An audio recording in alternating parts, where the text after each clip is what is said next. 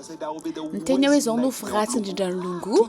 na ankehitriny vata mangatsikany a dia voaoziny na vatapatiny a dia mbola manaraka an'izay ny oziny fa ankizy ho afaka folo andro tao aoriana faminaniana dia nivoaka ny vaovao hoe filoham-pirenena zambiana teo aloha Edgar Lungu zany izy rehefa maty zany vata mangatsikany tazomy firenena tao Afrika Atsimo fa nisafidy kosa zareo tao aoriana ny faminaniana izy zany dia navotsitra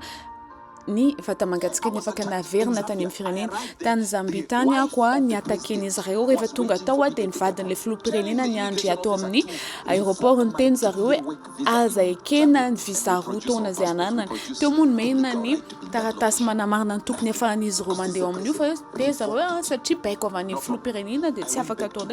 miverina nakany Angleterre koa ny apitsony iny nanao live tamin'ny écran tao amin'ilay stade tena hoe feno ny stade tamin'izay dia teo naminany olona dia nanomboka teo dia niteny hoe zako no firatsiny longo anankehitriny na ny vata mangatsikany ara voaoziny na ny vatapatiny mbola manaraka an'izay ny oziny fa aoka izy ho afaka ankehitriny raha hitanao amin'ny teny tahaka izao ankehitriny dia efa teneniko izany hoe efa mitranga zany ilay izy azo antoka tsy ho lany fahatany zavatra teneniko folo andro tao aorianany faminaniany lehilahin'Andriamanitra dia tena izay tokoa navotsotro ny firenena tao Afrika Atsimo vata mangatsikany filoham-pirenena zambiana teo aloha Edgar Lungu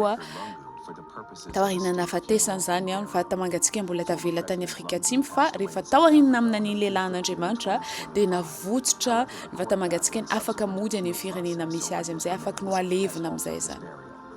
This execution process, kicked off by the Zambian government, spells the return of Lungu's remains to his efa nisy an'izay fangatahana izay moa tamin'ny heritaona tamin'ny volana Aogositra fa tsy navotsitra izy ireo raha tsy tao aorianana amin'any lehilahin'Andriamanitra nampahirezany fanamasiny Hubert Angel milaza ny vaovao mialohan'ny gazety Rapitso.